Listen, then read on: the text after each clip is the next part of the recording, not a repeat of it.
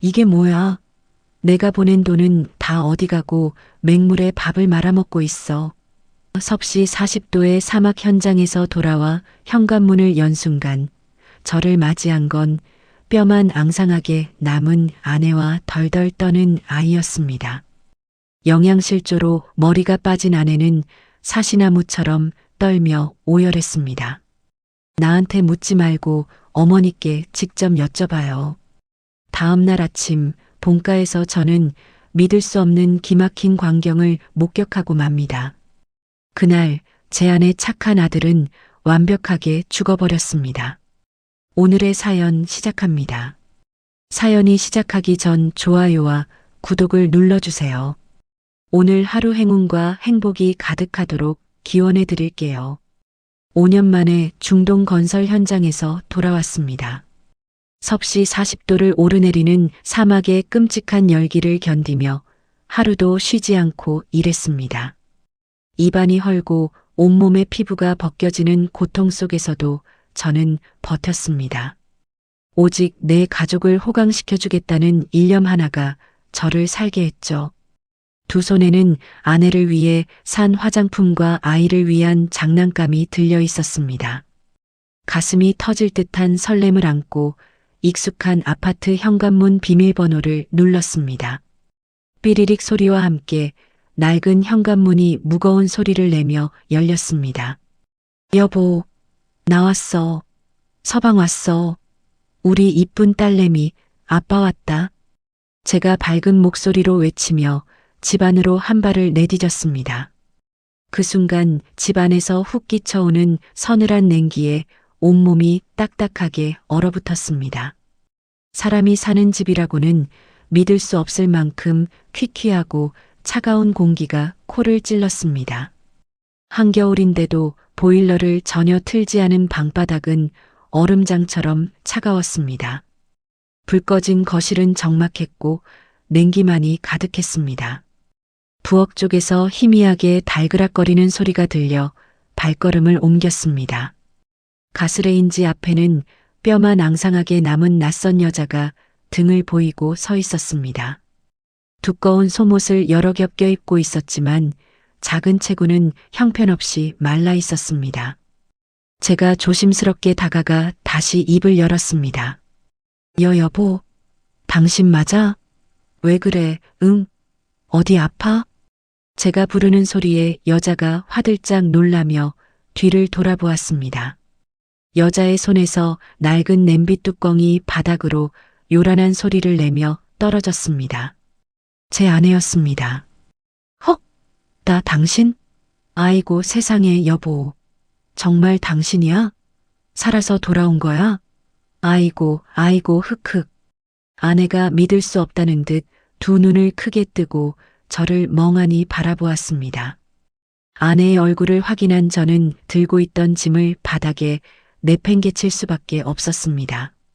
풍성하고 윤기 흐르던 머리카락은 듬성듬성 빠져 두피가 훤히 보였습니다. 고르게 빛나던 잇몸은 푹 주저앉아 있었고 치아마저 심하게 흔들려 보였습니다. 영양실조에 걸린 사람처럼 두 볼이 쑥 들어가 광대뼈만 툭 튀어나와 있었습니다. 저는 떨리는 다리를 이끌고 아내에게 다가가 앙상한 어깨를 꽉 붙잡았습니다. 아니, 당신 꼴이 대체 이게 뭐야? 뼈만 남았잖아. 밥도 못 먹었어? 도대체 어찌 살았길래 사람이 이 지경, 이 꼴이 된 거냐고. 제가 붉어진 눈으로 아내를 향해 소리쳤습니다. 아내가 덜덜 떨리는 양손으로 가스레인지 위를 다급하게 가렸습니다. 하지만 저는 이미 냄비 안에 처참한 내용물을 보고 말았습니다. 건더기 하나 없는 맹물에 유통기한이 한참 지나 색이 변한 라면, 부스러기 몇 개가 둥둥 떠 있었습니다. 비켜봐. 아니, 이게 뭐야? 쌀 한 톨 없이 이 맹물에 썩은 라면, 부스러기를 끓여 먹고 있었다고? 당신 거지야? 내가 돈을 얼마나 보냈는데 이런 쓰레기를 입에 대. 제가 가슴을 치며 화를 내자 아내가 고개를 푹 숙인 채 눈물을 뚝뚝 흘렸습니다.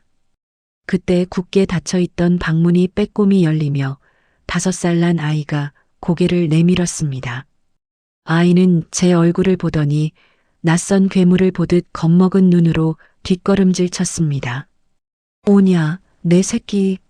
우리 딸 아빠 왔어. 아빠야. 이리 와봐, 응? 우리 강아지 한번 안아보자. 제가 무릎을 굽히고 두 팔을 벌려 아이를 불렀습니다. 하지만 아이는 훌쩍이며 아내의 얇은 바지가랑이 뒤로 꽁꽁 숨어버렸습니다. 아이의 얼굴 역시 핏기 하나 없이 창백했고 또래보다 한참이나 작고 말라 있었습니다. 이게 제가 5년 동안 피땀 흘려 매달 돈을 보낸 집의 모습이라는 사실을 도저히 믿을 수 없었습니다. 가슴속 깊은 곳에서부터 뜨거운 불덩이가 치밀어 올랐습니다. 제 기억은 7년 전 매서운 찬바람이 불던 건설 현장 식당으로 거슬러 올라갑니다. 당시 저는 가진 것 하나 없는 가난하고 비참한 일용직 노동자였습니다. 매일같이 시멘트 먼지를 뒤집어 쓰고 뼈가 부서져라 고된 노동을 견뎌야 했습니다. 제게는 형이 하나 있었지만 부모님의 모든 지원과 사랑은 오직 형의 차지였습니다. 닭다리 하나도 무조건 장남인 형의 입으로 들어가는 차별 속에서 저는 철저히 소외되어 자랐습니다. 그런 제게 유일한 구원자는 현장 식당 주인의 딸이었던 아내였습니다. 점심시간이 되어 배식판을 들고 배식구 앞으로 다가갈 때마다 아내는 제게 환하게 웃어주었습니다. 처내고아로 자라 식당 일을 도우면서도 아내의 얼굴에는 늘 따뜻한 빛이 머물렀습니다. 아내가 주변 일꾼들의 눈치를 살피며 제 배식판에 밥을 수북하게 떠서 올려주었습니다. 쉿, 밥 밑에 고기 많이 숨겨놨으니까 남들 안 보게 얼른 다 먹어요. 기운 내야죠. 아내가 눈웃음을 치며 제게만 몰래 고기를 챙겨주었습니다. 아내가 몰래 얹어준 그 고기 반찬은 고단하고 외로운 제 삶의 유일한 위로였습니다. 퇴근 후 찬바람이 부는 낡은 포장마차에서 아내와 마주 앉아 싼 소주잔을 기울였습니다. 제가 아내의 거칠어진 손을 두 손으로 꽉 잡고 진심을 다해 말했습니다. 나랑 결혼해줘요. 나 비록 가진 건 없지만 내 뼈가 부서지는 한이 있어도 당신 평생 따뜻한 밥 먹게 해줄게. 나 한 번만 믿어줘. 아내가 눈물을 글썽이며 제 품으로 파고들어 안겼습니다. 흑흑 나는 돈 같은 거 정말 하나도 안 바래. 그냥 당신이랑 알콩달콩 따뜻한 밥 지어 먹으면서 사는 거 그거 하나면 좋게요. 아내의 맑은 고백에 저는 제 목숨을 바쳐서라도 이 여자를 행복하게 해주겠다고 굳게 다짐했습니다. 결혼 후 눈에 넣어도 아프지 않을 아이가 태어났습니다. 저는 사랑하는 가족에게 더 큰 세상을 보여주고 싶어 중동 건설 현장 파견을 자원했습니다. 출국을 하루 앞둔 날 어머니가 굳은 얼굴로 저희의 좁은 전셋집을 찾아왔습니다. 어머니가 팔짱을 꽉 끼고 낡은 소파에 삐딱하게 앉아 쏘아붙였습니다. 쯧쯧, 핏물도 안 마른 어린 며느리가 무슨 재주로 그 큰 돈을 주무른다냐. 행여나 딴 주머니 찰라. 내가 번 돈은 이 어미가 싹 다 알아서 맡아주마. 알았냐? 제가 당황해서 어머니의 매서운 눈빛과 아내의 불안한 얼굴을 번갈아 보았습니다. 어머니가 자리에서 일어나 제 손을 덥석 잡고 목소리를 한껏 높였습니다. 아이고, 이 등신아. 세상 천지에 믿을 건 핏줄밖에 없는 기라. 내 마누라가 널 챙기겠냐? 어미 나뿐이다. 내 형 대학 공부시키느라 평생 손발이 닳도록 고생한 이 어미를 정녕 못 믿겠다는겨? 아내가 제 겉옷 옷깃을 살짝 당기며 간절한 눈빛을 보냈습니다. 여보 안 돼. 내가 10원 한 장 안 쓰고 정말 알뜰하게 잘 모을게. 제발 어머니께 통장 맡기지 마. 응? 아내가 눈물로 애원했지만 저는 어리석게도 핏줄에 대한 맹목적인 믿음을 버리지 못했습니다. 제 형을 향한 어머니의 지독한 편애를 알면서도 어머니가 제 가족을 품어줄 거라 착각했습니다. 에이, 당신은 몰라도 돼. 어머니가 우리보다 돈 관리는 훨씬 잘 아시잖아. 당신은 그냥 집에서 애나 보면서 어머니한테 편하게 생활비 타서 써. 제가 아내의 절박한 손길을 무정하게 뿌리치고 어머니에게 제 통장과 비밀번호를 모조리 넘겨주고 말았습니다. 어머니가 제 통장을 핸드백 깊숙이 챙겨 넣으며 비릿하게 입꼬리를 올렸습니다. 그 순간에 제 멍청한 선택이 나를 살게 한 구원자를 끔찍한 지옥불로 밀어 넣을 줄은 꿈에도 몰랐습니다. 다시 끔찍하게 차가운 현실의 방바닥에 무릎을 꿇고 주저앉아 아내의 손을 끌어당겼습니다. 가뭄에 갈라진 논바닥처럼 쩍쩍 갈라져 피가 맺힌 아내의 손을 보며 저는 짐승처럼 울부짖었습니다. 이 손 어쩔 거야? 으악, 내가 그 사막에서 매달 500만 원씩 피 토하면서 보낸 돈 다 어디 갔어? 5년 동안 당신 호강하라고 보낸 돈이 무려 3억이야, 3억. 그 돈 다 어디 가고 맹물만 끓여 먹어. 제가 바닥에 머리를 찌우며 피눈물을 흘리며 아내에게 소리쳤습니다. 아내가 앙상한 두 팔로 제 넓은 가슴을 밀어내며 사시나무처럼 온몸을 바들바들 떨었습니다. 아, 묻지 마. 나한테 묻지 마요, 제발. 나 무서워. 그냥 어머님한테 직접 물어봐요. 흑흑흑. 아내가 바닥에 웅크리고 앉아 두 손으로 마른 얼굴을 감싸쥐고 짐승처럼 오열했습니다. 저는 바닥에 쓰러질 듯 우는 아내를 강제로 일으켜 세우다 아내의 팔목을 무심코 보게 되었습니다. 얇은 소매 아래로 드러난 하얀 팔목에는 누군가에게 강하게 짓눌린 시퍼런 멍 자국들이 선명했습니다. 아니, 이게 다 뭐야? 팔에 이 시퍼런 멍 자국들 뭐냐고. 누가 당신을 이렇게 짐승 패듯 때렸어? 어미야? 우리 형이야? 당장 말해.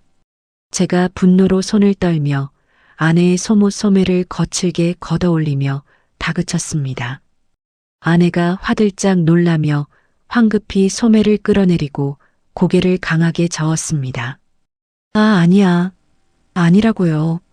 그냥 내가 밥값 벌려고 식당 주방에서 일하다가 여기저기 부딪혀서 그래. 아무도 안 때렸어. 아내가 시선을 피하고 뻔한 거짓말을 하며 제게서 계속 뒤로 물러섰습니다.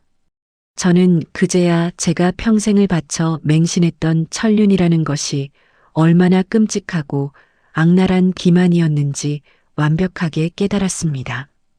나를 위해 젊음과 웃음을 모두 바친 착한 아내를 악마들의 아가리 속에 방치했다는 뼈저린 죄책감이 제 이성을 완전히 마비시켰습니다. 제가 5년 동안 가족을 그리워하며 뜨거운 사막에서 흘린 피땀이 결국 아내의 목을 조르는 날카로운 칼이 되었습니다. 어머니는 제 핏값 같은 돈을 모조리 훔쳐가고 며느리를 철저하게 학대했습니다. 거짓말 마. 똑바로 말해. 우리 어머니가 당신한테 그 피 같은 내 돈 단 한 푼도 안 줬어? 이 어린 것하고 굶어 죽든지 말든지 생활비 한 푼 안 주고 때린 거냐고. 제가 주먹으로 얼음장 같은 방바닥을 내리치며 피를 토하듯 악을 썼습니다. 아내가 짐승처럼 소리내어 울며 힘없이 고개를 끄덕였습니다.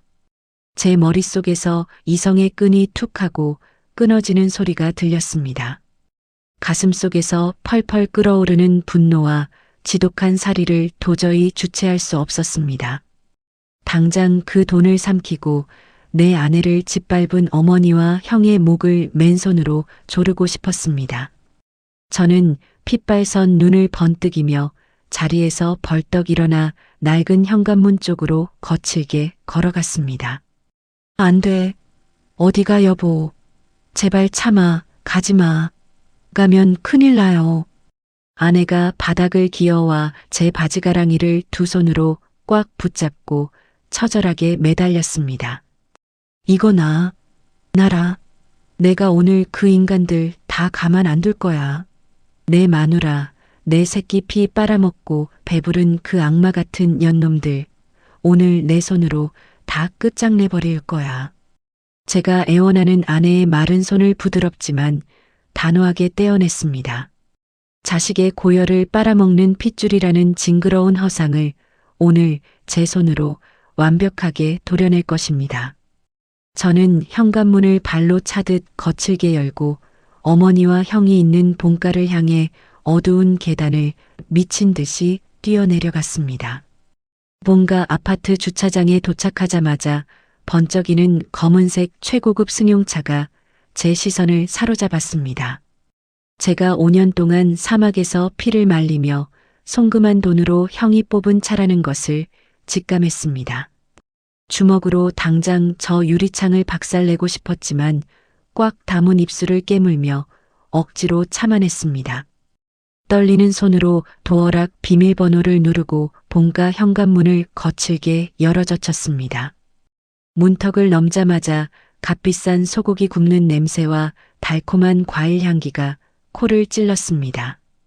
거실 한가운데 놓인 최고급 가죽 의자와 벽면을 가득 채운 초대형 화면이 눈에 들어왔습니다. 상다리가 부러지도록 차려진 화려한 밥상 앞에는 어머니와 형 내외가 둘러앉아 있었습니다. 어머니가 입에 고기를 넣다 말고 저를 발견하곤 눈을 동그랗게 떴습니다. 당황한 기색이 역력한 얼굴로 어머니가 젓가락을 상 위에 탁 소리나게 내려놓았습니다. 아니 넌 기별도 없이 언제 귀국한 거냐? 돌아왔으면 절부터 할 것이지 문을 부수고 들어와. 어머니가 불쾌하다는 듯 미간을 찌푸리며 앙칼진 목소리로 소리쳤습니다.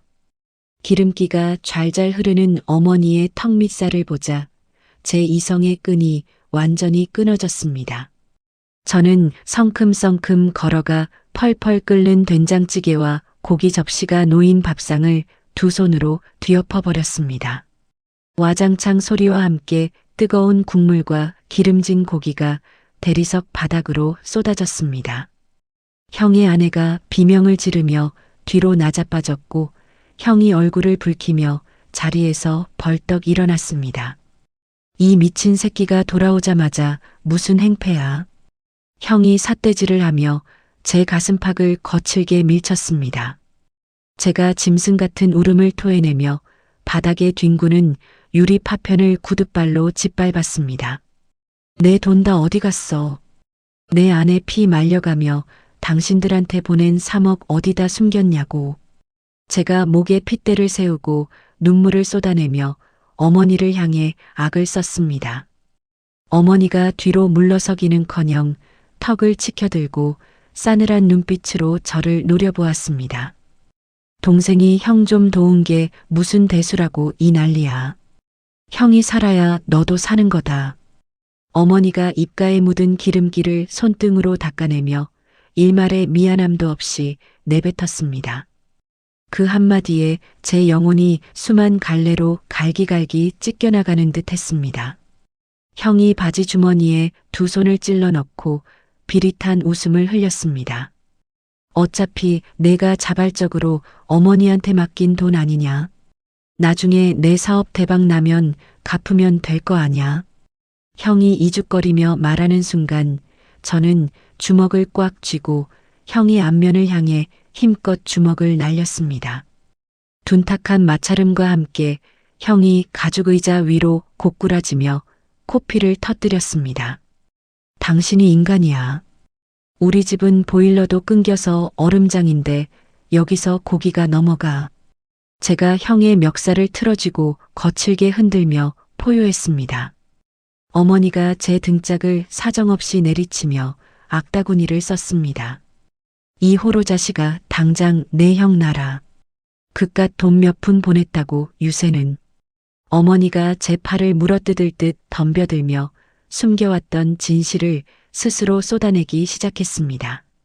쳐내고와 걷어준 은혜도 모르는 년이 남편 오니까 또 이간질을 했구나. 내가 그년 맹장 터져서 병원비 달라고 바닥을 기어다닐 때 알아봤다. 어머니의 입에서 나온 맹장이라는 단어에 제 몸이 딱딱하게 굳어버렸습니다.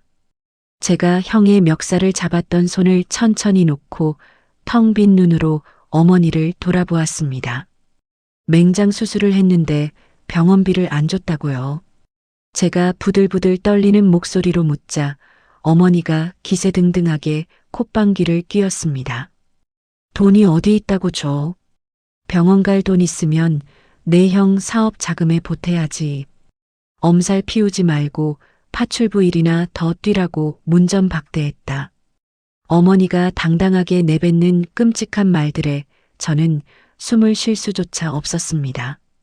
아내의 팔목에 선명했던 시퍼런 멍 자국들이 스쳐 지나갔습니다. 5년 동안 내 아내는 시댁의 파출부 노릇을 하며 철저히 학대당하고 멸시받았던 것입니다. 내가 평생을 바쳐 사랑했던 가족이 나를 가장 완벽하게 착취해온 흡혈귀였습니다. 그동안 뜨거운 모래바람을 마시며 흘린 땀방울이 아내를 찌르는 날카로운 칼이 되었다는 사실에 심장이 터질 것 같았습니다. 당신들 입에 들어간 그 밥알 하나하나가 내 아내 살점이고 내 자식 피야. 제가 눈동자에 핏발을 세우고 어머니와 형을 번갈아 가며 죽일 듯이 노려보았습니다. 어머니가 바닥에 쓰러진 형을 부축하며 제게 손가락질을 했습니다. 어디서 어미한테 당신이야. 당장 내 집에서 나가. 어머니가 표독스럽게 소리치는 얼굴을 보며 내 안의 아들이라는 존재는 그 순간 완전히 죽어버렸습니다. 제가 바닥에 흩어진 지폐 몇 장을 구둣발로 무참히 지식이며 차갑게 선언했습니다. 내 어머니는 오늘부로 돌아가셨습니다. 당신들 내가 지옥 끝까지 쫓아가서 모조리 파멸시켜 버릴 거야. 저는 뒤도 돌아보지 않고 지옥 같은 그 집의 현관문을 거칠게 열고 빠져나왔습니다. 어두운 밤거리를 미친 듯이 달려 다시 아내가 있는 얼음장 같은 집으로 돌아왔습니다. 현관문을 열자 어둠 속에서 아내가 아이를 끌어안고 구석에 웅크려 떨고 있었습니다. 제가 다가가 아내의 앙상한 어깨를 감싸 안고 눈물을 뚝뚝 흘렸습니다. 여보 미안해. 내가 바보 병신이었어. 당장 이 집에서 나가자. 제가 방바닥에 널브러진 낡은 옷가지들을 커다란 가방에 닥치는 대로 쑤셔 넣었습니다. 아내가 겁에 질린 얼굴로 제 소매를 붙잡고 떨리는 목소리로 물었습니다. 어디로 가? 우리 돈 하나도 없잖아. 아내의 말에 억장이 무너졌지만 저는 아내를 가뿐히 업고 아이의 손을 꽉 쥐었습니다. 내가 길바닥에서 막노동을 해서라도 당신들 따뜻하게 재울 거야. 나만 믿어. 제가 눈물을 삼키며 무작정 집을 빠져나와 허름한 여관방을 찾아갔습니다. 꿉꿉한 냄새가 나는 좁은 여관방 바닥에 이불을 펴고 세 식구가 몸을 뉘었습니다. 밤이 깊어지자 아이의 몸이 불덩이처럼 뜨거워지며 거친 숨을 몰아쉬기 시작했습니다. 여보애가 열이 너무 높아. 당장 병원 가야 해. 아내가 하얗게 질린 얼굴로 아이의 이마를 짚으며 다급하게 외쳤습니다. 제가 주머니를 뒤져보았지만 꼬깃꼬깃한 지폐 몇 장과 동전 몇 개가 전부였습니다. 수중에 단돈 10,000원이 없어 응급실조차 데려가지 못하는 제 무능함에 치가 떨렸습니다. 제가 어두운 거리를 헤매다 겨우 문을 연 편의점에서 해열제를 사들고 돌아왔습니다. 아내가 물수건으로 아이의 몸을 밤새 닦아내며 소리 죽여 울었습니다. 새벽이 되어서야 열이 내린 아이가 잠에 빠져들었고 아내도 지쳐 쓰러지듯 누웠습니다. 저는 잠든 아내의 거칠고 딱딱한 발을 두 손으로 조심스럽게 부여잡았습니다. 가뭄에 갈라진 논바닥 같은 아내의 발바닥을 제 뺨에 비비며 짐승처럼 소리 죽여 오열했습니다. 그때 아내가 눈을 뜨고 갈라진 손으로 제 젖은 뺨을 부드럽게 감싸쥐었습니다. 울지 마. 당신이 무사히 살아 돌아왔으니까 나는 다 괜찮아. 아내가 핏기 없는 입술로 희미하게 웃으며 제 어깨에 머리를 기댔습니다. 내가 당신 이렇게 만든 그 악마들 전부 갈기갈기 찢어놓을 거야. 제가 이빨을 꽉 깨물고 아내의 손목에 남은 멍 자국을 쓸어내리며 다짐했습니다. 아내가 제 품에 더 깊이 파고들며 조용하지만 단단한 목소리로 대답했습니다. 우리 이제 울지 말자. 당신이 흔들리면 우리 세 식구 다 죽는 거야. 아내의 온기와 단호한 위로가 제 얼어붙은 심장을 맹렬하게 다시 뛰게 만들었습니다. 제 안에 들끓던 감정적인 분노는 점차 서늘하고 날카로운 도끼로 변해가고 있었습니다. 창밖으로 푸스름한 새벽빛이 밝아오고 있었습니다. 저는 잠든 아내와 아이를 위해서라도 결코 무너지지 않겠다고 굳게 맹세했습니다. 다음 날 아침 날이 밝자마자 저는 밖으로 나가 인력사무소부터 찾았습니다. 당장 새 식구 입에 풀칠이라도 하려면 모든 가릴 처지가 아니었습니다. 찬바람을 맞으며 곰팡이 핀 여관방 문을 나설 때 아내가 제 등 뒤로 다가왔습니다.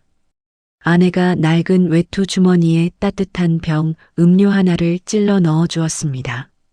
다치지 말고 조심해서 일해. 나도 식당 일자리 알아볼 테니까.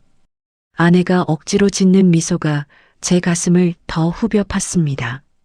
제가 아내의 어깨를 꽉 쥐고 단호한 눈빛으로 아내의 눈을 맞추었습니다. 당신은 당분간 쉬어. 몸부터 추스르는 게 먼저야. 돈은 내가 벌어. 아내가 고개를 끄덕이며 낡은 여관 문 앞을 지키고 섰습니다.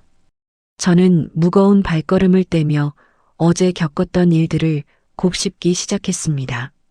단순히 돈을 빼앗긴 게 아니라 내 영혼과 내 삶의 뿌리까지 통째로 부정당한 기분이었습니다.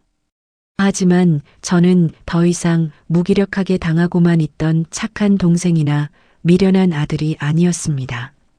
내 가족을 지옥으로 몰아넣은 자들에게 가장 고통스러운 복수를 돌려주기 위해 치밀하게 움직일 것입니다. 거리의 찬 공기를 폐부 깊숙이 들이마시며 붉게 충혈된 눈을 매섭게 번뜩였습니다. 형의 사업장이라는 곳의 주소를 겨우 알아내 무작정 찾아갔습니다. 번듯한 건설 자재 유통회사라는 형의 말과 달리 도착한 곳은 강남의 허름한 오피스텔이었습니다. 사무실 문을 열고 들어가자 담배 연기가 자욱했고 서너 명의 남자들이 컴퓨터 앞에 앉아 있었습니다. 벽면에는 이해할 수 없는 코인 그래프와 다단계 조직도가 어지럽게 붙어 있었습니다. 제가 험악한 얼굴로 사무실 안을 샅샅이 뒤지듯 살피며 걸어 들어갔습니다. 당신들 뭐야? 우리 형 여기 사장 아니야. 제가 날선 목소리로 소리치자 안쪽 파티션 너머에서 새빨간 립스틱을 짙게 바른 여자가 걸어 나왔습니다. 여자의 한쪽 팔에는 1,000만 원이 훌쩍 넘는 명품 가방이 걸려 있었습니다. 제가 보낸 돈이 저 여자의 가방과 사치품으로 둔갑했다는 사실에 이가 갈렸습니다. 동생분이시구나. 사장님 지금 외근 중인데 무슨 일로 오셨어요? 여자가 위아래로 저를 훑어보며 비릿하게 웃으며 물었습니다. 당신이 우리 형 내연녀야. 내 돈 3억 어디다 빼돌렸어? 제가 주먹을 꽉 쥐고 여자에게 다가가며 거칠게 몰아붙였습니다. 여자가 코웃음을 치며 들고 있던 서류철을 책상 위에 툭 던졌습니다. 무슨 헛소리야. 그 돈은 내 형이 이 코인 사업에 정당하게 투자한 자금이라고. 여자가 뻔뻔하게 대꾸하며 제게 다단계 사업 설명서를 들이밀었습니다. 형의 사업은 실체가 없는 전형적인 불법 다단계 코인 사기였습니다. 사막에서 피부가 벗겨지도록 일해번 돈이 이런 사기판의 도박 자금으로 증발했다는 사실에 눈앞이 아찔해졌습니다. 제가 책상 위 컴퓨터 모니터를 바닥으로 내동댕이 치며 미친 듯이 악을 썼습니다. 내 돈 당장 내놔. 내 가족 피 말려가며 모은 돈 당장 토해내라고. 사무실 남자들이 벌떼처럼 달려들어 제 양팔을 뒤로 꺾고 바닥에 거칠게 짓눌렀습니다. 여자가 제 얼굴에 담배 연기를 길게 뿜어내며 조롱하듯 속삭였습니다.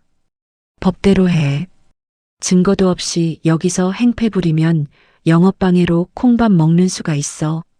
제가 짐승처럼 울부짖으며 발버둥 쳤지만 결국 오피스텔 밖으로 비참하게 쫓겨나고 말았습니다.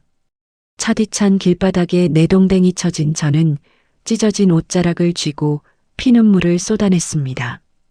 다음 날부터 저는 미친 사람처럼 은행과 관공서를 뛰어다니며 증거를 모으기 시작했습니다. 어머니 명의로 넘어간 제 통장의 거래 내역을 모조리 뽑아 형의 다단계 회사로 흘러간 자금 흐름을 추적했습니다. 두꺼운 서류 뭉치를 들고 이름난 법무법인 변호사 사무실을 5군데나 찾아갔습니다. 하지만 변호사들의 반응은 한결같이 냉담하고 절망적이었습니다. 가족 간의 재산 범죄는 친족상도례가 적용돼서 형사처벌이 어렵습니다. 머리가 희끗희끗한 변호사가 안경을 고쳤으며 차갑게 선을 그었습니다. 제가 5년 동안 중동에서 번 돈을 어머니가 훔쳐서 형한테 줬다니까요. 제 아내는 영양실조에 걸렸다고요.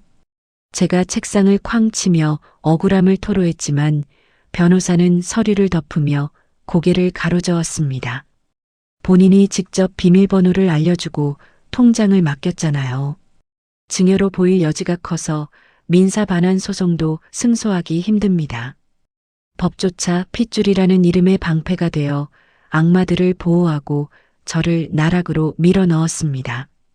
설상가상으로 며칠 뒤 제가 머물던 여관방으로 두꺼운 등기 우편 하나가 날아왔습니다. 봉투를 뜯어보니 어머니가 제 아내를 명예훼손과 모욕죄로 고소한다는 내용의 고소장이었습니다. 며느리가 거짓말로 시어머니를 모함하고 아들과의 천륜을 끊어놓았다는 끔찍한 거짓말이 적혀 있었습니다. 이 악마 같은 인간들. 제가 고소장을 북북 찢어 허공에 집어 던지며 머리칼을 쥐어뜯었습니다. 제 아내를 고소해 우리 가족의 숨통을 완전히 끊어놓겠다는 어머니의 악랄함에 치가 떨렸습니다. 당장 새 식구가 누울 단칸방 보증금조차 없어 곰팡이 냄새가 진동하는 여관방을 전전해야 했습니다. 낮에는 인력사무소를 통해 막노동 현장에 나가 시멘트 포대를 짊어졌고 밤에는 대리운전 뛰며 푼돈을 모았습니다. 하지만 변호사 선임비는커녕 밀린 여관비와 하루 밥값을 감당하기도 벅찼습니다. 가족이라는 맹독이 우리를 죽이려 할 때 세상에 우리 셋뿐이라는 지독한 외로움에 숨을 쉴 수조차 없었습니다. 지독한 과로와 스트레스로 결국 아내가 쓰러져 응급실에 실려가는 일이 벌어졌습니다. 창백하게 질린 아내가 병원 침대에 누워 수액을 맞는 모습을 보며 저는 무너져 내렸습니다. 수납창구 앞에 선 저는 진료비 6만 원이 없어 덜덜 떨리는 손으로 빈 지갑만 뒤적였습니다. 환자분 보호자 진료비 수납하셔야 약 타가실 수 있어요. 수납 직원이 짜증 섞인 목소리로 저를 재촉했습니다. 제가 수납 창구 바닥에 무릎을 꿇고 엎드려 울며 애원했습니다. 선생님, 제발 내일 꼭 드릴게요.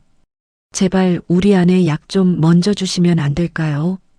바닥에 엎드린 제 모습이 끔찍하게 수치스럽고 짐승만도 못하게 느껴졌습니다. 그날 밤 여관방으로 돌아온 저는 스스로 목숨을 끊어 사망보험금이라도 남겨야 하나 깊은 자책감에 시달렸습니다. 화장실 구석에 쪼그려 앉아 소리 없이 눈물을 쏟아내고 있을 때였습니다. 아내가 비틀거리는 걸음으로 화장실 문을 열고 들어와 제 옆에 바싹 주저앉았습니다. 아내가 낡고 색이 바랜 통장 하나를 제 품에 조심스럽게 밀어 넣었습니다. 여보, 이거 내가 처녀 때 식당 일하면서 10만 원, 20만 원씩 모았던 통장이야. 제가 떨리는 손으로 통장을 펼쳐보았습니다. 유통기한이 한참 지난 낡은 통장 안에는 500만 원 남짓한 돈이 찍혀 있었습니다. 아내가 제 목에 두 팔을 감고 갈라진 목소리로 속삭였습니다. 우리 이 돈으로 작은 월세방부터 구하자. 당신이 무사히 살아왔는데 뭐가 무서워. 난 하나도 안 힘들어. 나를 원망하지 않는 아내의 그 한없이 깊고 맑은 눈망울이 나락으로 떨어지던 저를 다시 끌어올렸습니다. 세상이 우리를 철저히 버리고 가족이 우리를 짓밟아도 이 여자만은 끝까지 제 곁을 지키고 있었습니다. 제가 아내를 부서져라 꽉 끌어안고 어린아이처럼 소리내어 엉엉 울었습니다. 내가 미안해. 내가 이 돈 몇 배로 다시 벌어서 당신 꼭 비단길 걷게 해줄게. 제가 아내의 어깨에 얼굴을 묻고 다짐하고 또 다짐했습니다. 다음 날 새벽 여관방 거울 앞에 선 저는 찬물로 세수를 하며 거울 속 제 눈을 똑바로 응시했습니다. 거울 속 제 눈빛에는 과거의 순박하고 미련했던 모습은 흔적도 없이 사라졌습니다. 대신 차갑고 매서운 살기만이 번뜩이고 있었습니다. 이 더러운 세상에서 내 손으로 우리 가족의 방패가 되고 저 괴물들을 철저히 사냥하는 포식자가 되겠다고 맹세했습니다. 여관방 문을 열고 새벽 공기를 마시며 나서는 제 발걸음은 그 어느 때보다 무겁고 단단했습니다.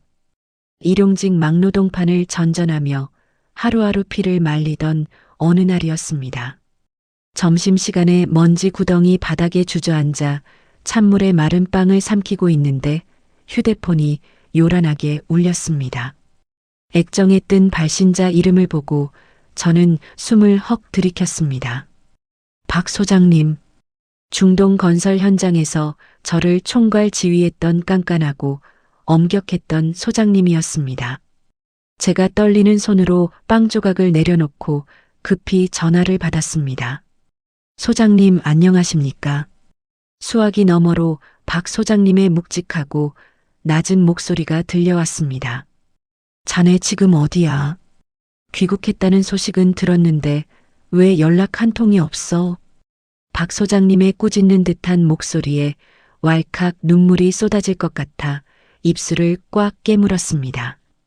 죄송합니다. 제가 지금 상황이 좀 여의치가 않아서 인사를 못 드렸습니다. 제가 애써 목소리를 가다듬으며 대답했지만 박 소장님은 제 떨리는 목소리를 단번에 알아챘습니다. 지금 당장 강남역 4번 출구 앞 카페로 와. 잔말 말고 당장 튀어와. 박 소장님이 일방적으로 전화를 끊어버렸습니다. 저는 시멘트 가루가 묻은 작업복을 대충 털어내고 정신없이 약속 장소로 달려갔습니다. 카페 문을 열고 들어가자 창가 자리에 말끔한 정장 차림의 박 소장님이 앉아 계셨습니다. 박 소장님은 중동에서 돌아온 뒤 중견 건설사를 설립해 대표 자리에 오른 상태였습니다. 박 소장님이 제 초라한 몰골을 위아래로 훑어보더니 미간을 깊게 찌푸렸습니다. 자네 얼굴이 왜 이 모양이야? 중동에서 그 고생을 하고 돈 벌어간 놈이 왜 길거리 노숙자 꼴을 하고 있어? 박 소장님이 탁자를 탁 치며 안타까움 섞인 화를 냈습니다. 저는 박 소장님의 눈빛을 마주하자 그동안 참았던 억울함과 서러움이 본물 터지듯 쏟아졌습니다. 어머니와 형에게 전 재산을 뺏기고 아내가 영양실조에 걸린 이야기까지 눈물 콧물을 흘리며 모조리 털어놓았습니다. 이야기를 듣는 내내 박 소장님의 굵은 주먹이 부들부들 떨렸습니다. 이런 천하의 몹쓸 인간들을 봤나?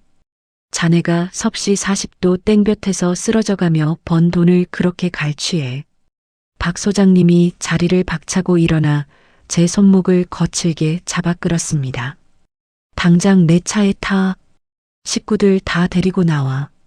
박 소장님이 저를 강제로 차에 태우고 향한 곳은 회사 근처의 깔끔한 사택이었습니다. 따뜻한 햇살이 드는 넓은 거실과 깨끗한 방 2개가 있는 집이었습니다. 박 소장님이 제 어깨를 강하게 쥐며 흔들림 없는 눈빛으로 말했습니다. 오늘부터 여기 자네 가족이 살아. 보증금 월세 신경 쓰지 말고 몸부터 추스려.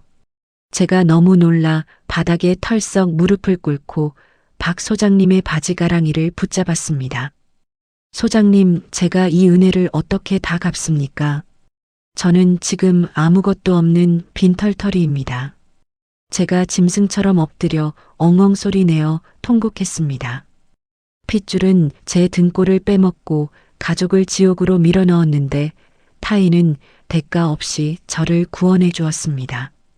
박 소장님이 제 어깨를 두드리며 덤덤하게 말했습니다. 내가 자네를 돕는 건 동정심 때문이 아니야. 사막에서 홀로 남아 끝까지 공기를 맞추던 자네의 도끼와 성실함에 내 돈을 투자하는 거야. 박 소장님의 그 한마디에 완전히 바닥났던 제 인간에 대한 믿음과 짓밟힌 자존감이 뜨겁게 다시 피어올랐습니다. 그날 밤 여관방에 있던 아내와 아이를 사택으로 데려왔습니다. 아내가 훈훈한 보일러 열기가 올라오는 거실 바닥에 앉아 소리 없이 하염없이 눈물을 흘렸습니다. 아이가 신이 나서 넓은 방을 뛰어다니는 모습을 보며 저도 몰래 화장실에서 눈물을 훔쳤습니다. 따뜻한 방에서 오랜만에 편안하게 잠든 아내와 아이의 얼굴을 보며 저는 결심했습니다. 박 소장님에게 내 목숨을 바쳐 충성하고 나를 짓밟은 악마들을 철저히 파멸시키겠다고 말입니다. 다음 날부터 저는 박 소장님 회사의 현장 총괄 소장으로 출근하기 시작했습니다. 저는 현장에서 문자 그대로 목숨을 걸고 일했습니다. 남들이 꺼리는 위험한 작업도 제가 먼저 나섰고 자재 하나 허투루 낭비되지 않도록 밤낮 없이 현장을 지켰습니다. 제 특유의 꼼꼼함과 도끼로 현장은 사고 없이 빠르게 돌아가기 시작했습니다. 그 무렵 박 소장님이 회사 법무팀 에이스인 최 변호사를 제게 소개해 주었습니다. 날카로운 눈매의 최 변호사가 제 사연을 모두 듣고 서류를 검토하더니 책상을 강하게 내리쳤습니다. 이건 단순한 가족 간의 다툼이 아닙니다. 완벽하게 기획된 사기이자 횡령입니다. 최 변호사가 제 눈을 똑바로 보며 차갑고 치밀한 반격의 시작을 알렸습니다. 친족상도례의 허점을 파고들 겁니다. 어머니가 사문서를 위조하고 형이 다단계 자금으로 세탁한 정황을 찾아내 형사처벌로 엮어버리겠습니다. 최 변호사의 주도하에 우리는 무서운 속도로 반격의 칼날을 갈기 시작했습니다. 최 변호사가 법원의 문서 제출 명령을 받아내 어머니의 금융거래 내역을 샅샅이 뒤졌습니다. 그 결과 어머니가 제 아내의 인감도장을 몰래 파서 보험을 해지하고 대출까지 받은 악랄한 정황을 찾아냈습니다. 제 심장은 끓어오르는 분노로 완전히 얼어붙는 듯 했습니다. 며느리 명의의 문서 위조는 친족상도례 적용을 받지 않습니다. 바로 사문서 위조 형사 고소 들어갑니다. 최 변호사가 서늘한 목소리로 고소장을 작성하며 선언했습니다. 며칠 뒤 더 결정적인 증거가 확보되었습니다. 경찰의 압수수색을 통해 제 통장에서 빠져나간 돈 3억 원이 형의 대포 통장을 거쳐 불법 다단계 조직의 계좌로 흘러간 흐름이 완벽하게 드러났습니다. 형이 저를 속이고 돈을 빼돌린 명백한 사기 및 횡령의 증거였습니다. 이제 놈들의 목통을 완벽하게 조일 수 있습니다. 제가 증거 서류를 꽉 쥐고 부들부들 떨며 이를 갈았습니다. 그날 저녁 퇴근하고 돌아오자 집안에서 구수한 된장찌개 냄새가 풍겼습니다. 건강을 많이 회복한 아내가 앞치마를 두르고 주방에서 밝게 웃으며 저를 맞이했습니다. 아내가 동네 빵집에서 파트타임으로 일하며 조금씩 돈도 벌기 시작했습니다. 당신 오늘 안색이 참 좋아 보여. 우리 이제 정말 다 잘 될 거야. 아내가 제 겉옷을 받아주며 제 뺨에 가볍게 입을 맞췄습니다. 아내의 맑은 웃음소리를 들으며 제 마음속을 가득 채우고 있던 지옥불이 조금씩 잦아드는 것을 느꼈습니다. 벼랑 끝에서 만난 한 줄기 빛이 우리 가족의 삶을 완벽하게 바꿔놓았습니다. 하지만 복수는 아직 끝나지 않았습니다. 나를 지옥으로 밀어넣었던 악마들이 완벽하게 파멸하는 그날까지 제 칼날은 멈추지 않을 것입니다. 1년이라는 시간이 미친 듯이 흘러갔습니다. 저는 박 소장님의 믿음에 보답하기 위해 현장에서 살다시피 하며 공기를 맞추고 원가를 절감해냈습니다. 그 결과 제가 맡은 대규모 건설 현장이 창사 이래 최고의 수익을 내며 성공적으로 마감되었습니다. 박 소장님이 임원 회의실에서 제 어깨를 두드리며 특진을 발표했습니다. 상무이사로 승진한 걸 축하하네. 자네가 우리 회사를 살렸어. 박 소장님의 뜨거운 격려에 저는 상무 직함이 찍힌 명패를 받아들고 몰래 화장실에서 펑펑 울었습니다. 모든 것을 잃고 길바닥에 나앉았던 일용직 노동자가 흘린 피땀이 마침내 눈부신 결실을 보았습니다. 승진 축하금과 성과급을 두둑하게 받은 날 저는 퇴근길에 아내를 동네 부동산으로 불렀습니다. 사택을 벗어나 작지만 햇살이 가득 들어오는 24평 전셋집 계약서에 도장을 찍었습니다. 빈 거실 한가운데 아내와 마주 앉은 저는 아내의 두 손을 꽉 잡았습니다. 여보, 우리 이제 남의 집 눈치 안 보고 살아도 돼. 우리 집이야. 제가 목이 메어 더 이상 말을 잇지 못하자 아내가 제 품에 와락 안기며 소리내어 울었습니다. 아내의 눈물은 과거의 비참한 슬픔이 아니라 벅찬 감격의 눈물이었습니다. 주말이 되자 세 식구가 손을 잡고 따뜻한 봄 햇살이 내리쬐는 동네 공원을 걸었습니다. 6살이 된 아이가 잔디밭을 뛰어다니다 제 품에 와락 안기며 소리쳤습니다. 아빠 사랑해. 아이가 태어나 처음으로 저를 보며 해맑게 웃어주었습니다. 제가 아이를 번쩍 들어 올려 볼에 뽀뽀를 퍼부으며 짐승처럼 엉엉 소리내어 울어버렸습니다. 세상을 다 가진 것보다 더 벅찬 감동이 제 온몸의 핏줄을 타고 흐르는 듯 했습니다. 저녁에는 아내가 차려준 따뜻한 밥상에 둘러앉아 생일 파티를 했습니다. 제가 주머니에서 작은 벨벳 상자를 꺼내 아내의 낡고 굳은 손가락에 조심스럽게 끼워 주었습니다. 뒤늦게 준비한 다이아몬드 반지였습니다. 세상에서 당신 손이 제일 예뻐. 내가 평생 이 웃음 지켜줄게. 제가 아내의 손등에 입을 맞추며 맹세했습니다. 우리의 삶이 완벽한 봄날을 맞이하는 동안 나를 지옥으로 몰아넣었던 악마들의 성은 처참하게 무너져 내리고 있었습니다. 최 변호사의 치밀하고 끈질긴 법적 공세가 빛을 발하기 시작했습니다. 법원이 드디어 형의 남은 은닉 재산과 아파트의 가압류를 승인했습니다. 경찰의 압수수색과 계좌 추적으로 형의 다단계 사기 조직의 실체가 낱낱이 파헤쳐졌습니다. 다단계 피해자들이 형의 사무실로 몰려가 난동을 피우고 단체로 형사고소를 진행했습니다.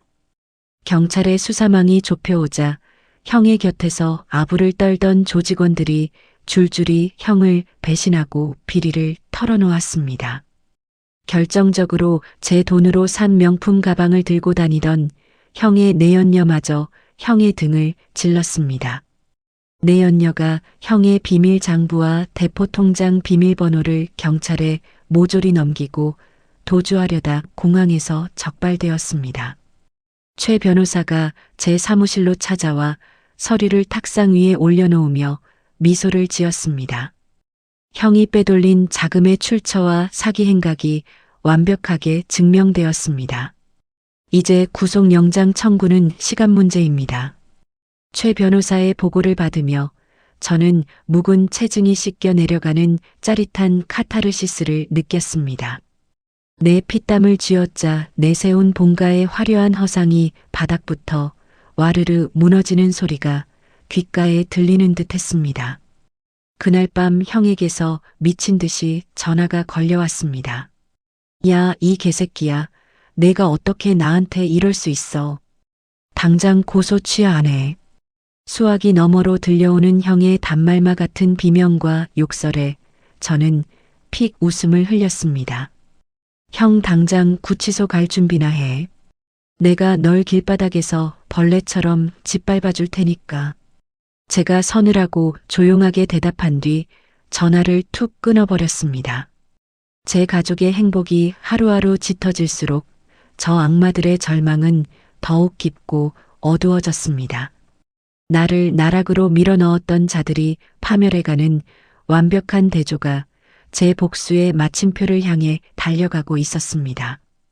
고통스러웠던 과거를 마침내 보상받는 듯한 깊은 안도감에 저는 오랜만에 악몽 없는 깊은 단잠에 빠져들었습니다. 상무로 승진한 뒤 저는 회사 명운이 걸린 100억 규모의 신규 대형 현장을 직접 총괄하게 되었습니다. 완벽한 승리가 목전에 다가왔다고 믿었던 그 평온한 어느 날이었습니다. 현장 사무실에서 도면을 검토하고 있는데 작업 반장님이 다급하게 문을 열고 들어왔습니다. 소장님, 현장 입구에 어떤 할머니가 쓰러지셨습니다. 제가 도면을 내팽개치고 현장 입구로 미친 듯이 달려나갔습니다. 머리를 빡빡 깎고 야윈 모습의 어머니가 시멘트 바닥에 피를 토하며 쓰러져 있었습니다.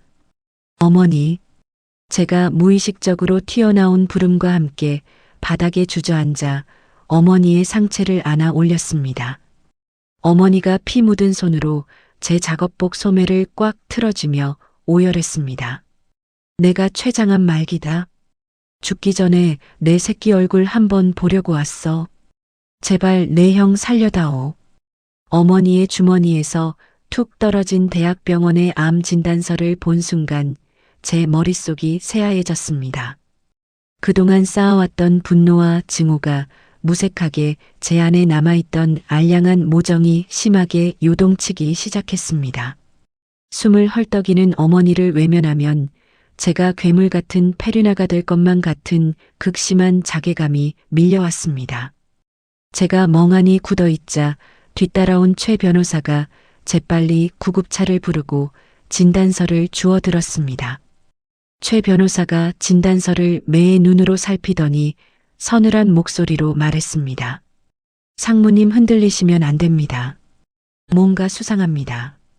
며칠 뒤 최 변호사가 경찰 인맥을 동원해 알아온 진실은 제 심장을 갈기갈기 찢어놓았습니다.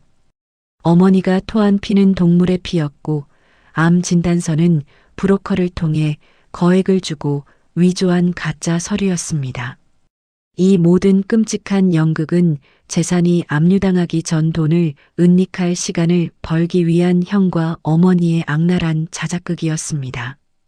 일말의 천륜마저 짓밟아버린 이 끔찍한 핏줄의 괴물 같은 본성에 저는 참을 수 없는 구역질을 하며 이성을 잃고 폭주할 뻔했습니다. 어머니의 가짜 투병쇼가 실패로 돌아가자 코너에 몰린 형은 더욱 악랄한 짓을 꾸몄습니다. 제가 총괄하는 현장의 야간 경비원을 돈으로 매수해 자정 무렵 폐기물 수준의 불량 철근을 몰래 반입했습니다. 다음 날 아침 2층 가건물 거푸집 작업을 하던 중 지지대가 무너지며 거대한 굉음과 함께 붕괴 사고가 발생했습니다. 소장님, 사람 살려. 먼지구름 속에서 인부 2명이 피를 흘리며 구조를 요청하는 끔찍한 비명이 현장을 뒤흔들었습니다. 다행히 생명에는 지장이 없었지만 현장은 전면 작업 중지 명령을 받고 아수라장이 되었습니다. 경찰과 노동청 조사관들이 들이닥쳐 서류를 압수해갔고 저는 졸지의 부실 공사를 지시한 악덕 소장이 되어버렸습니다. 저녁 뉴스에 제 얼굴이 모자이크 처리된 채 불량자재 빼돌린 비리 현장 소장이라는 끔찍한 타이틀로 보도되었습니다. 박 소장님 회사 역시 발주처로부터 거액의 손해배상 소송을 당할 위기에 처하며 주가가 곤두박질 쳤습니다. 5년 전 아내의 처참한 몰골을 마주했을 때처럼 또다시 모든 것을 잃고 나락으로 떨어질 수 있다는 극도의 공포감이 저를 덮쳤습니다. 나를 믿고 구원해준 은인마저 파멸시켰다는 죄책감에 저는 짐승처럼 머리를 쥐어뜯으며 절규했습니다. 그날 밤 여관방을 전전하던 지옥 같은 과거의 트라우마가 되살아나 숨이 턱턱 막혀왔습니다. 새벽 2시 휴대폰이 울렸고 발신자 표시 제한으로 걸려온 전화를 떨리는 손으로 받았습니다. 어때, 내 선물 마음에 드냐? 수화기 너머로 들려오는 형의 비열하고 악마 같은 웃음소리에 제 전신에 소름이 돋았습니다. 너 이 자식 내가 죽여버릴 거야. 제가 이빨이 부서져라 꽉 깨물며 짐승처럼 으르렁거렸습니다. 까불지 마. 당장 내일 아침까지 나랑 엄마 고소 취하하고 계좌 압류 풀어. 그럼 사고 원인 조작한 거 자백해 줄 테니까. 형이 낄낄거리며 전화를 끊어버린 순간 저는 이성을 잃고 서랍 속에 날카로운 흉기를 집어들었습니다. 당장 쳐가서 그놈의 심장에 칼을 꽂아버리고 싶어 현관문으로 뛰쳐나가려는 순간이었습니다.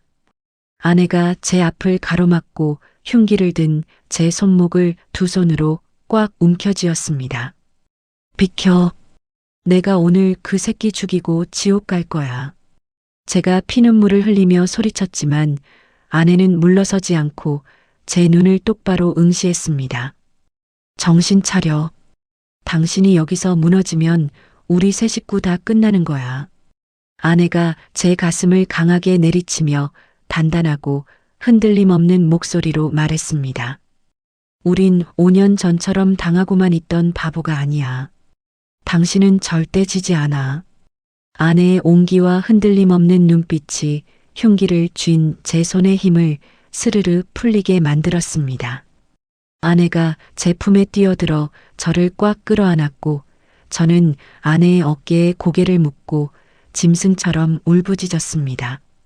아내의 단단한 위로 속에서 제 안에 끓어오르던 맹목적인 살인은 차갑고 예리한 얼음 송곳으로 변해가고 있었습니다.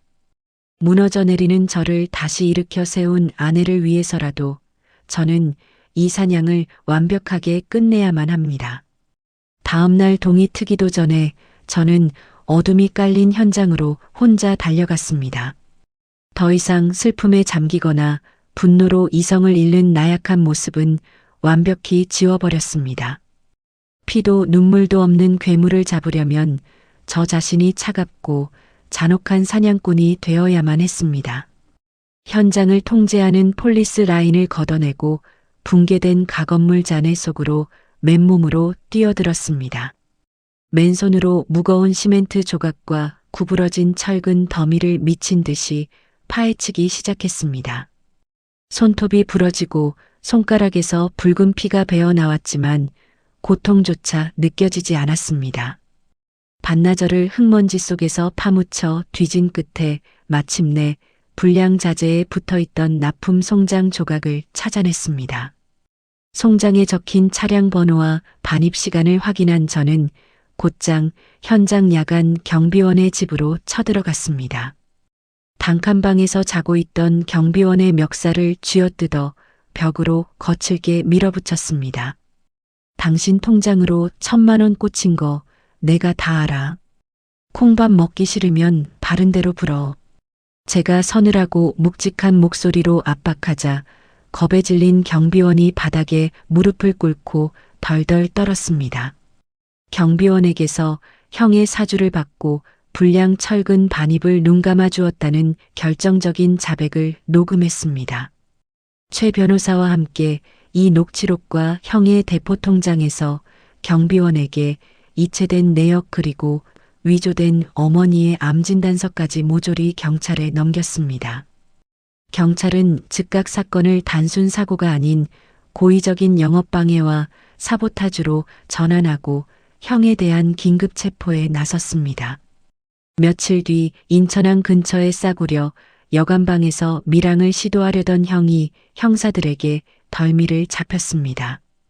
경찰서 취조실 창문 너머로 수갑을 찬 채 바들바들 떠는 형의 얼굴을 지켜보았습니다. 형이 저를 발견하고 창문에 달라붙어 비굴하게 빌기 시작했습니다. 동생아, 제발 형 한 번만 살려줘. 내가 미쳤었나 봐. 제가 유리창을 한번 툭 치고는 일말의 동정심도 없는 차가운 눈빛으로 형을 내려다보았습니다. 넌 평생 햇빛 못 보고 그 안에서 썩어 죽을 거야. 제가 입모양으로 천천히 속삭여주자 형이 바닥에 주저앉아 짐승처럼 울부짖었습니다. 경찰서 복도에서는 짐을 싸들고 도망치려다 긴급 체포된 어머니가 패악을 부리고 있었습니다. 어머니가 형사들에게 끌려가며 제 바지가랑이를 붙잡고 발악했습니다. 이 독사 같은 놈아, 내 아들 살려내라. 천벌을 받을 놈. 제가 바지를 툭툭 털어내며 시선 한 번 주지 않고 매정하게 뒤돌아섰습니다. 제 어머니는 5년 전에 며느리를 길바닥에 내쫓은 그날 이미 돌아가셨습니다. 제 단호하고 차가운 선언에 어머니는 거품을 물고 바닥에 쓰러졌습니다.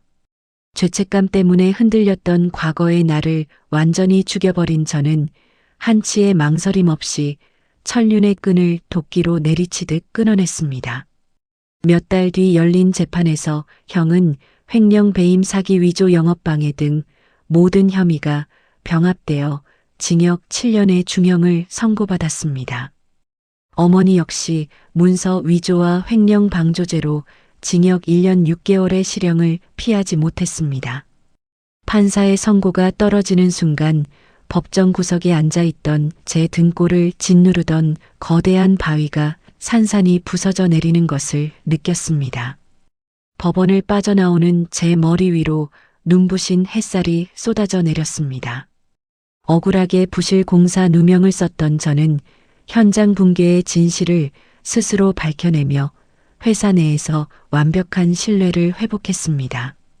박 소장님이 다시 한번 제 손을 굳게 맞잡으며 깊은 안도감과 신뢰를 보내주었습니다. 가압류했던 형과 어머니의 재산들이 일제히 경매로 넘어가며 제가 잃어버렸던 원금 3억 원의 지연 이자까지 완벽하게 회수되었습니다. 제 통장에 다시 찍힌 그 엄청난 액수의 숫자를 보며 저는 만감이 교차했습니다. 사막에서 흘린 피땀이 비로소 제자리로 돌아왔다는 안도감과 이 돈 때문에 겪어야 했던 지옥 같은 시간이 주마등처럼 스쳐 지나갔습니다. 하지만 저는 눈물을 흘리는 대신 옆에 선 아내를 향해 옅고 따뜻한 미소를 지어 보였습니다. 가짜 가족의 추악한 시체 위에서 저는 비로소 진정한 가족을 지키는 굳건한 방패로 완벽하게 재탄생했습니다. 나를 갉아먹던 지독한 상처들이 흉터만 남긴 채 비로소 아물어가고 있었습니다. 되찾은 돈과 위자료를 모두 합쳐 저는 동네 외곽에 있는 아담하고 예쁜 3층짜리 상가주택을 매입했습니다. 계약서 매수인 란에는 제 이름이 아닌 아내의 이름을 꾹 눌러 적었습니다. 잔금을 치르고 등기 권리증을 받아든 날 저는 아내를 건물 앞으로 데려갔습니다. 여보, 이제 이 건물 당신 거야. 누구도 당신을 길거리로 쫓아낼 수 없어. 제가 등기 권리증을 아내의 두 손에 쥐어주며 말하자 아내가 입을 틀어막고 하염없이 눈물을 흘렸습니다. 건물 1층은 아내가 처녀 시절부터 그토록 꿈꾸던 작고 따뜻한 베이커리 카페로 꾸며주었습니다.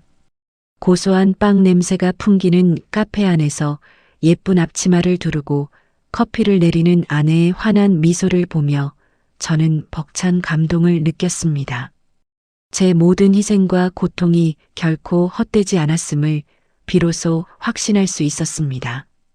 그 무렵 교도소에 있는 형과 어머니로부터 끊임없이 편지가 날아왔습니다. 동생아, 영치금이 떨어졌다. 제발 조금만 넣어다오. 애미가 잘못했다. 한 번만 찾아와 주렴. 구구절절한 애원과 변명이 적힌 편지 봉투들을 저는 뜯어보지도 않고 곧장 파쇄기에 갈아버렸습니다. 그들에 대한 제 기억과 미련을 영원히 소각제로 만들어 허공에 날려보냈습니다. 철저히 파멸한 형은, 차가운 교도소 바닥에서 돈줄이 끊긴 어머니는, 비좁고 외로운 쪽방에서 각자의 지옥을 평생 견뎌내야 할 것입니다. 제 삶에 더 이상 희생하는 아들이나 착한 동생이라는 족쇄는 남지 않았습니다. 오직 내 아내의 든든한 남편이자 훌쩍 자란 내 아이의 영웅 같은 아빠라는 훈장만이 남았습니다. 저는 박 소장님 회사의 전무이사로 고속 승진하며 업계에서 흔들림 없는 입지를 다졌습니다. 여름이 시작될 무렵 박 소장님을 저희 집으로 모시고 아이의 생일 파티를 성대하게 열었습니다. 박 소장님이 아이에게 예쁜 자전거를 선물하며 인자하게 웃으셨습니다.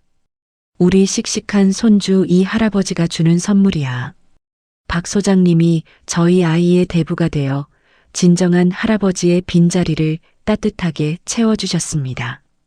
피 한 방울 섞이지 않았지만 나를 믿어주고 위기에서 건져준 이 사람이야말로 저의 진짜 가족이었습니다. 설 명절이 다가오자 저희 세 식구는 지옥 같던 본가가 아닌 푸른 바다가 펼쳐진 리조트로 첫 가족여행을 떠났습니다. 더 이상 제사상 차리느라 허리가 휘어지는 며느리의 끔찍한 고통도 핏줄의 눈치를 봐야 하는 숨막히는 압박감도 없었습니다. 오직 우리 가족만의 여유롭고 따뜻한 웃음소리만이 리조트 방 안을 가득 채웠습니다. 해질녘 붉게 물든 바닷가를 세 식구가 손을 잡고 천천히 걸었습니다. 파도 소리가 잔잔하게 부서지는 모래사장 위에서 아내가 제 손을 꽉 쥐며 수줍게 속삭였습니다. 여보, 나 둘째 생겼어. 아내의 떨리는 고백에 제 발걸음이 뚝 멎었고 심장이 터질 듯 맹렬하게 뛰기 시작했습니다. 제가 아내를 번쩍 안아 올리고 모래사장 위를 빙글빙글 돌며 아이처럼 환호성을 질렀습니다.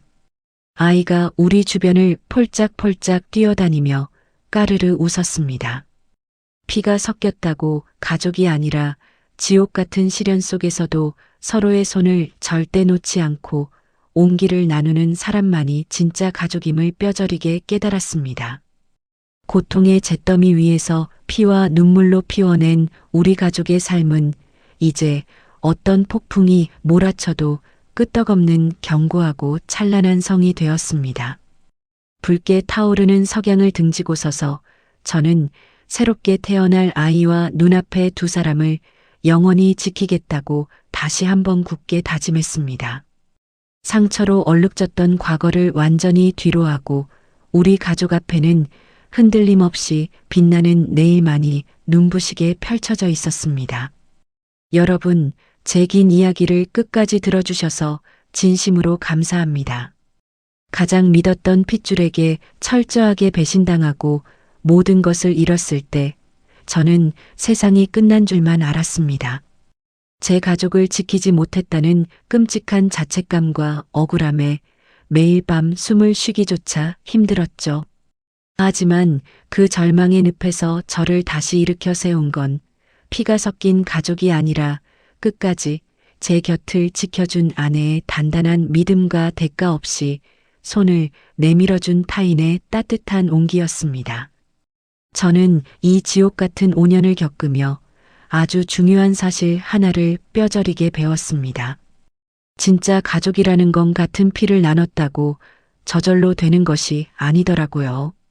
시련이 닥쳤을 때 기꺼이 내 방패가 되어주고 눈물 흘릴 때 서로의 체온을 나누며 절대 손을 놓지 않는 사람들.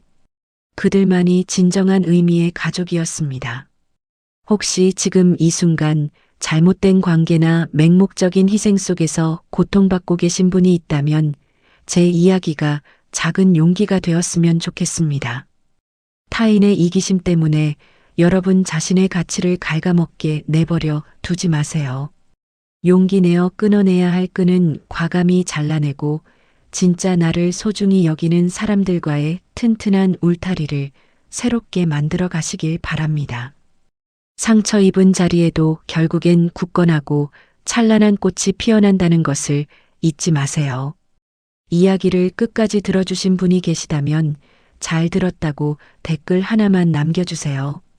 감사합니다.